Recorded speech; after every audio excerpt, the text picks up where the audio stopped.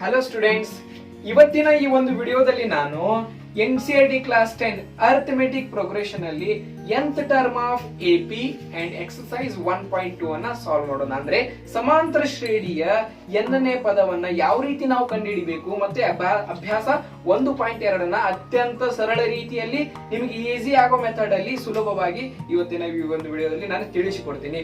ಇದು ಕನ್ನಡ ಮೀಡಿಯಂ ಮತ್ತೆ English medium ಎರಡೂ ಮೀಡಿಯಂ ಸ್ಟೂಡೆಂಟ್ಸ್ಗೂ ಅರ್ಥ ಆಗೋ ತರ ನಾನು ಟೀಚ್ ಮಾಡ್ತೀನಿ. ಹಾಗಾದ್ರೆ ಯಾಕೆ ತಡ ಮಾಡೋದು, ಸ್ಟಾರ್ಟ್ ಮಾಡಿಬಿಡೋಣ.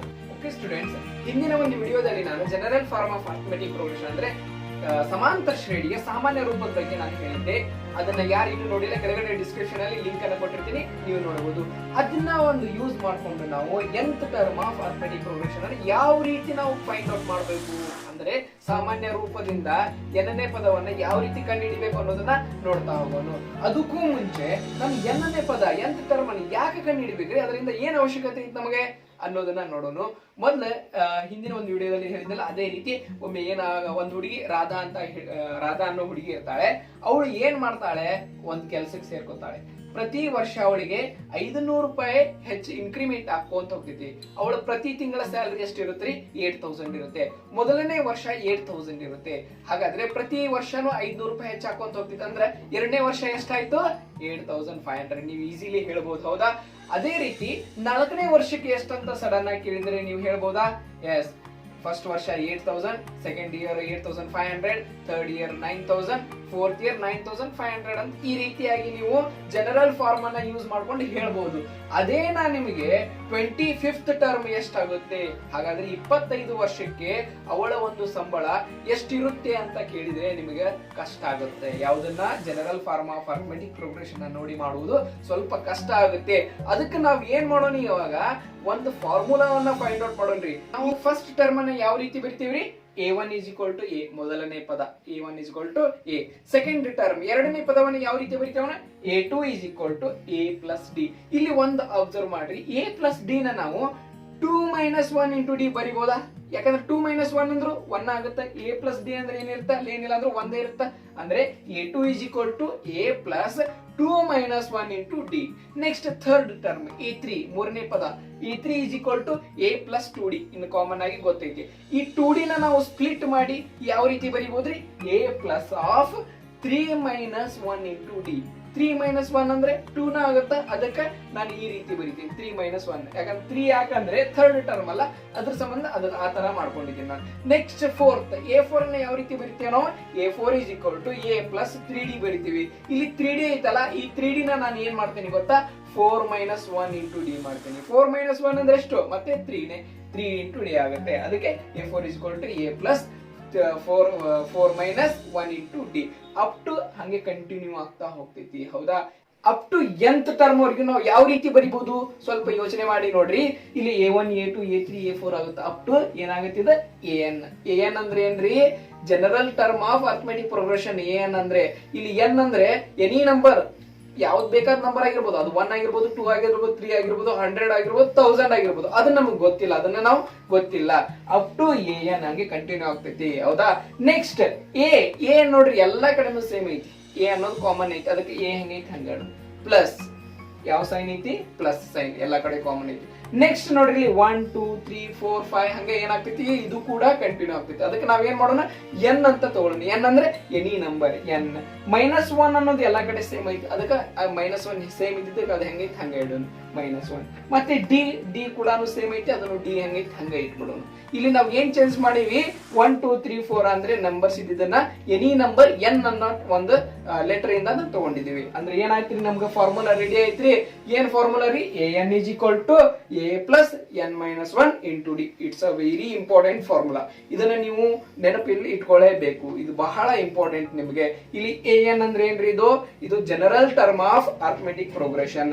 A ಅಂದ್ರೆ ಏನ್ರಿ, ಫಸ್ಟ್ ಟರ್ಮ್ ಮೊದಲನೇ ಪದ. ಮತ್ತೆ N ಅಂದ್ರೆ ಏನ್ರಿ, ನಂಬರ್ ಆಫ್ ಟರ್ಮ್ಸ್, ಎಷ್ಟು ಪದಗಳದಾವಪ್ಪ ಆ ಒಂದು ಸಮಾಂತರ ಶ್ರೇಣಿಯಲ್ಲಿ, ಅದನ್ನು ತೋರಿಸೋದು N. ನೆಕ್ಸ್ಟ್ D ಅಂದ್ರೆ ನಿಮ್ಗೆಲ್ಲರಿಗೂ ಗೊತ್ತೈತಿ, fixed number or common difference, ಅಂದ್ರೆ ಸಾಮಾನ್ಯ ವ್ಯತ್ಯಾಸ. ಅರ್ಥ ಆಯ್ತ್ರಿ? ಓಕೆ ಸ್ಟೂಡೆಂಟ್ಸ್, ನಾವು let's move on to exercise 1.2.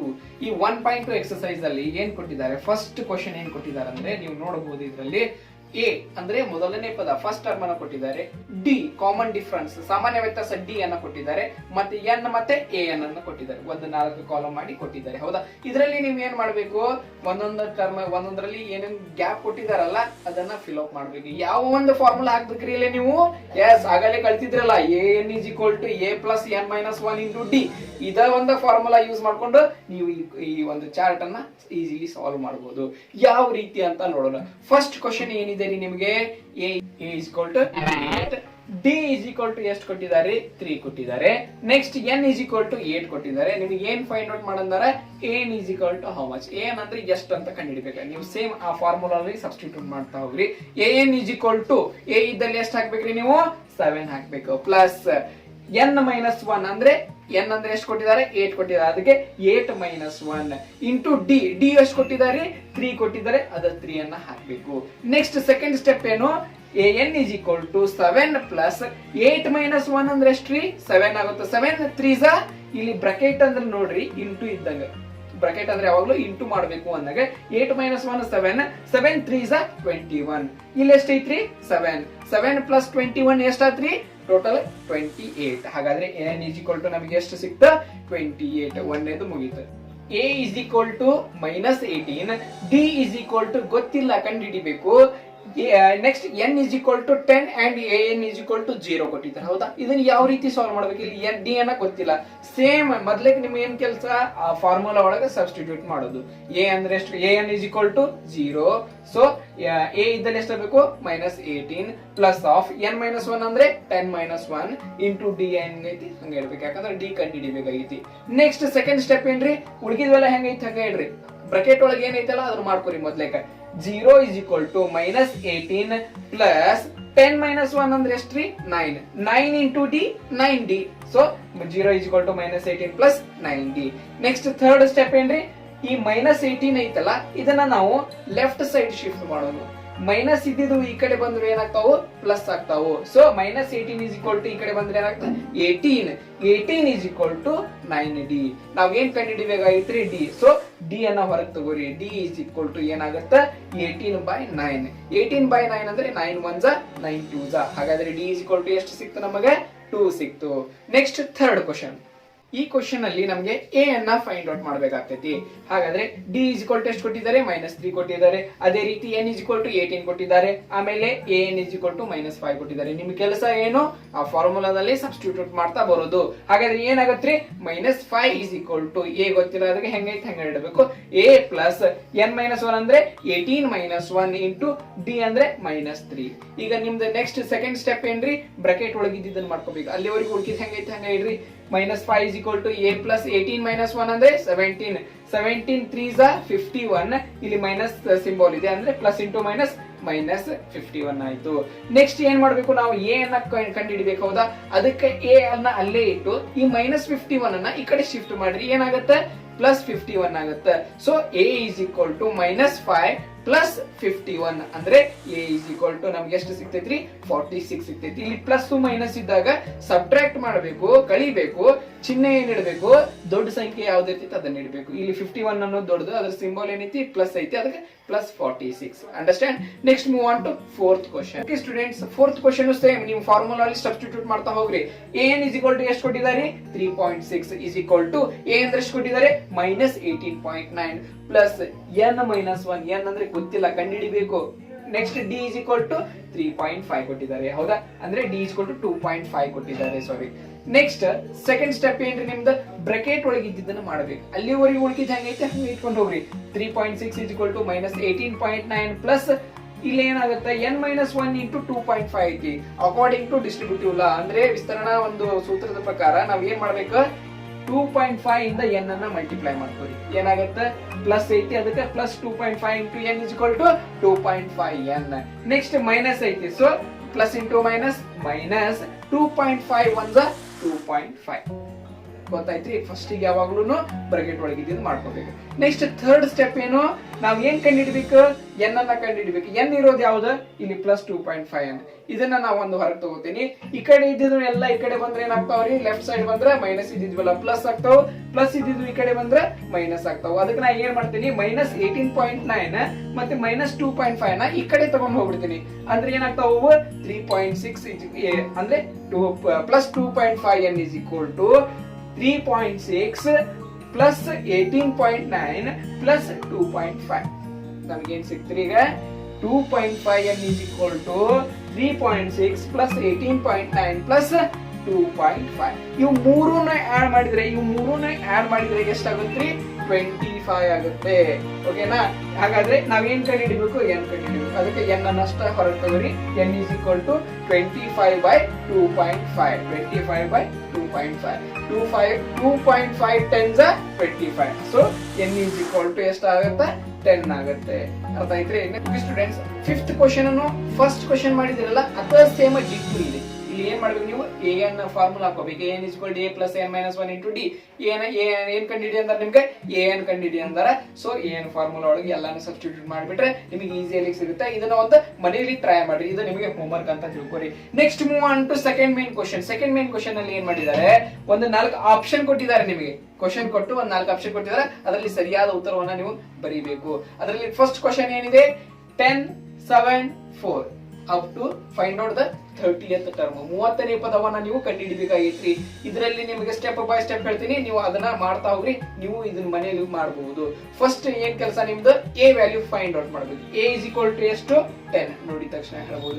Next d value ಅನ್ನ ಕಂಡುಹಿಡಿಬೇಕು. d ಅಂದ್ರೆ ಎಷ್ಟಾಗುತ್ತೆ, a2 minus a1. a2 ಅಂದ್ರೆ ಎಷ್ಟಿದೆ ಇಲ್ಲಿ, 7 ಮೈನಸ್ a1 ಅಂದ್ರೆ ಎಷ್ಟಿದೆ, 10 ಇದೆ. 7 minus 10 ಅಂದ್ರೆ ಎಷ್ಟಾಯ್ತ್ರಿ, -3 ಆಯ್ತು. 7 minus 10 ಅಂದ್ರೆ 3 ಆಯ್ತು. a is equal to 10, d is equal to -3.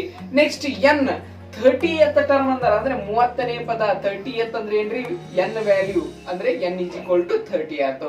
ನೀವು ಏನ್ ಫೈಂಡ್ ಔಟ್ ಮಾಡ್ಬೇಕು ಈಗ, a 30 is equal to ಎಷ್ಟು ಅಂತ ಫೈಂಡ್ ಔಟ್ ಮಾಡ್ಬೇಕು.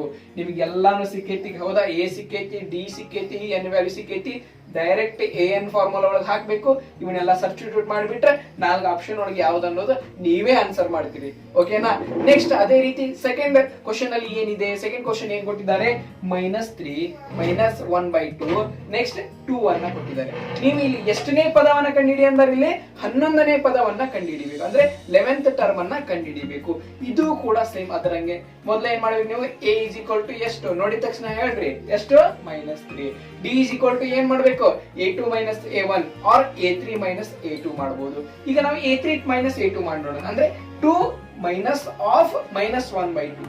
ಮೈನಸ್ ಆಫ್ -1/2 ಅಂದ್ರೆ ಏನಾಗ್ಬಿಡುತ್ತೆ, +1/2 ಆಗ್ಬಿಡುತ್ತೆ. ಅಂದ್ರೆ 2 + 1/2. ಇಲ್ಲಿ ಏನ್ ಮಾಡ್ಬೇಕು ನೀವು, 2 ಅನ್ನೋದನ್ನ LCM ಫೈಂಡ್ ಔಟ್ ಮಾಡ್ಬೇಕಂದ್ರೆ ಲಸ ತಗೋಬೇಕು. ಎಷ್ಟಾಗತ್ರಿ ನಮಗೆ, 2 ಅನ್ನ LCM ತಗೊಂಡ್ಬಿಟ್ರೆ 2 plus of 2 1 2 2 ಅಂದ್ರೆ 4 + 1 ಆಗುತ್ತೆ. 4 + 1/2.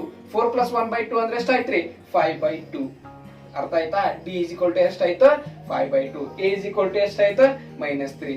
n is equal to ಎಷ್ಟಾಯ್ತು, ಎಷ್ಟು ಕಡೆ ಅಂದ್ರೆ 11th term. So n is equal to 11. ನಿಮಗೆ ಕೆಲಸ ಏನ್ರಿ, an is equal to a plus n minus 1 into d ಒಳಗೆ ಇವೆಲ್ಲ ವ್ಯಾಲ್ಯೂ ಹಾಕ್ಬಿಟ್ರೆ ಆ 4 ಆಪ್ಷನ್ ಒಳಗೆ ಯಾವ್ದು ಅನ್ನೋದು ನೀವೇ ಆನ್ಸರ್ ಮಾಡಬಹುದು. ಅರ್ಥ ಆಯ್ತ್ರಿ? ಓಕೆ, ನೆಕ್ಸ್ಟ್ ಇಷ್ಟೆಲ್ಲ ಪ್ರಾಬ್ಲಮ್ಸ್ ಅನ್ನ ನಾವು ಸಾಲ್ವ್ ಮಾಡಿದ್ವಿ, ಹೌದಾ? ಅಂದ್ರೆ ಇದರಲ್ಲಿ ಕಾಮನ್ ಆಗಿ ಅಬ್ಸರ್ವ್ ಏನ್ ಮಾಡಿರ್ತೀರಿ ನೀವು, a value, d value, n value ಮತ್ತೆ an ವ್ಯಾಲ್ಯೂ, ಇವ್ 4 ವ್ಯಾಲ್ಯೂ ನಲ್ಲಿ ಯಾವ್ದಾದ್ರು ಒಂದು ವ್ಯಾಲ್ಯೂ ಕೊಡ್ಲಿಲ್ಲ ಅಂದ್ರೆ ಅದನ್ನ ಯಾವ ರೀತಿ ಫೈಂಡ್ ಔಟ್ ಮಾಡ್ಬೇಕು ಅನ್ನೋದನ್ನ ನೀವು ಈಗ ಅರ್ಥ ಮಾಡ್ಕೊಂಡ್ರಿ. ನೆಕ್ಸ್ಟ್ ಥರ್ಡ್ ಮೇನ್ ಕ್ವಶನ್ ಅಲ್ಲಿ ಏನ್ ಕೊಟ್ಟಿದ್ದಾರೆ ಗೊತ್ತಾ, ಒಂದು ಅರ್ಥಮೆಟಿಕ್ ಪ್ರೋಗ್ರೆಷನ್ ಅಲ್ಲಿ ಮಿಸ್ಸಿಂಗ್ ಟರ್ಮ್ ಅನ್ನ ಫೈಂಡ್ ಔಟ್ ಮಾಡ್ರಿ ಅಂದರೆ, ಆದ್ರೆ ಅದರಲ್ಲಿ ಏನ್ ಕೊಟ್ಟಿದ್ದಾರೆ ಗೊತ್ತಾ, a ವ್ಯಾಲ್ಯೂನೂ ಕೊಟ್ಟಿಲ್ಲ, ಕೆಲವೊಂದ್ರಲ್ಲಿ d ವ್ಯಾಲ್ಯೂನೂ ಕೂಡ ಕೊಟ್ಟಿಲ್ಲ, ಕೆಲವೊಂದ್ರಲ್ಲಿ n ವ್ಯಾಲ್ಯೂನೂ ಇಲ್ಲ. ಈ ರೀತಿ ಇದ್ದಾಗ ಯಾವ ರೀತಿ ಮಾಡ್ಬೇಕು ನಾವು, a ವ್ಯಾಲ್ಯೂನೂ ಇಲ್ಲ, d ವ್ಯಾಲ್ಯೂನೂ ಇಲ್ಲ, n ವ್ಯಾಲ್ಯೂನೂ ಇಲ್ಲ, ಯಾವ ರೀತಿ ಮಾಡಬೇಕು ಅನ್ನೋದನ್ನ ನಾವು ನೆಕ್ಸ್ಟ್ ವಿಡಿಯೋದಲ್ಲಿ ನೋಡೋಣ. ಅಲ್ಲಿವರೆಗೂ ನೀವು ಈ ನಮ್ಮ ಚಾನಲ್ ಅನ್ನ ಸಬ್ಸ್ಕ್ರೈಬ್ ಆಗಿಲ್ಲ ಅಂದ್ರೆ ಸಬ್ಸ್ಕ್ರೈಬ್ ಆಗ್ರಿ. ಅದೇ ರೀತಿ ಬೆಲ್ ಐಕನ್ ಕೂಡ ಒತ್ತಿ. ನೆಕ್ಸ್ಟ್ ವಿಡಿಯೋದಲ್ಲಿ ನಾನು ಈ ಒಂದು ಈಸಿ ಟ್ರಿಕ್ಸ್ ಅನ್ನ ಹೇಳ್ಕೊಡ್ತೇನೆ. ಜಸ್ಟ್ ನೀವು ನೋಡಿದ ತಕ್ಷಣ ನಮಗೆ a ವ್ಯಾಲ್ಯೂ ಗೊತ್ತಿಲ್ಲ, d ವ್ಯಾಲ್ಯೂ ಗೊತ್ತಿಲ್ಲ, n ಯಾವ್ದು ಗೊತ್ತಿಲ್ಲ ಅಂದ್ರೂ ಯಾವ ರೀತಿ ಮಾಡಬೇಕು, ಒಂದು ಈಸಿ ಟ್ರಿಕ್ಸ್ ನೋಡಿದ ತಕ್ಷಣ ಆನ್ಸರ್ ಮಾಡುವಂತದ್ದು ಟ್ರಿಕ್ಸ್ ಅನ್ನ ಹೇಳ್ಕೊಡ್ತೀನಿ. ಅಲ್ಲಿವರೆಗೂ keep watching. Thank you so much.